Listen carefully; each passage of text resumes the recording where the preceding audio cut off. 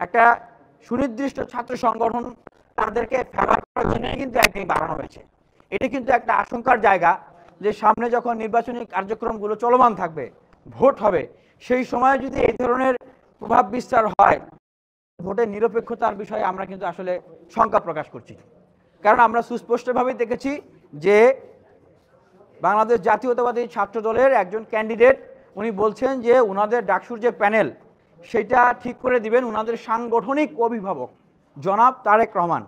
এখন আমার প্রশ্ন আপনাদের উদ্দেশ্যে এবং শিক্ষার্থীদের উদ্দেশ্যে যে এটা কি প্রমাণ করে না যে আসলে তারা আজকের আগে তাদের প্যানেলটা চূড়ান্ত করতে পারে নাই এবং এ কারণেই আসলে তারা তাদের মনোনয়ন উত্তোলন করতে পারে নাই, কারণ সিদ্ধান্ত আসছিল না।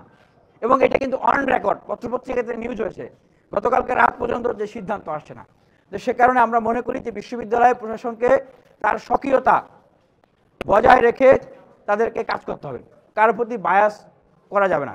ভাইস প্রেসিডেন্ট অর্থাৎ ডাকসুর ভিপি পদে আমি বিনিয়ামিন মোল্লা জমা দিয়েছি ফর্ম, এবং এই DUCSU for change, vote for change আমাদের এই যে প্যানেল থেকে জিএস পদে মনোনয়নপত্র জমা দিয়েছে সাবিনা ইয়াসমিন, উনি রোকেয়া হলের শিক্ষার্থী এবং ওনার ডিপার্টমেন্ট হচ্ছে শান্তি ও সংঘর্ষ অধ্যয়ন।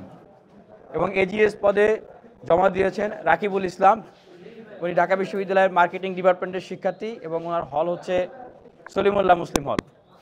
এছাড়াও আমরা আর যে পদগুলোতে আমাদের মনোনয়ন জমা দিয়েছি আমি সেই নামগুলো ঘোষণা করছি।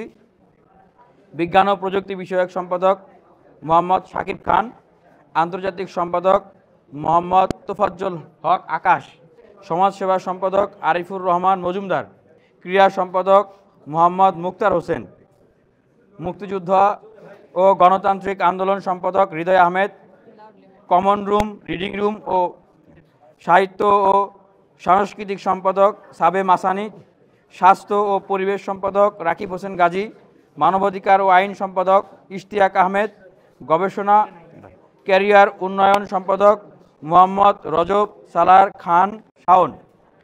সদস্য পদে জমা দিয়েছেন মোহাম্মদ মাহতাব ইসলাম, মোহাম্মদ রাকিবুল আলম রুদ্র, কৌফিক আদির, মুফাসিল হক, আবদুল্লাহ আল নোমান।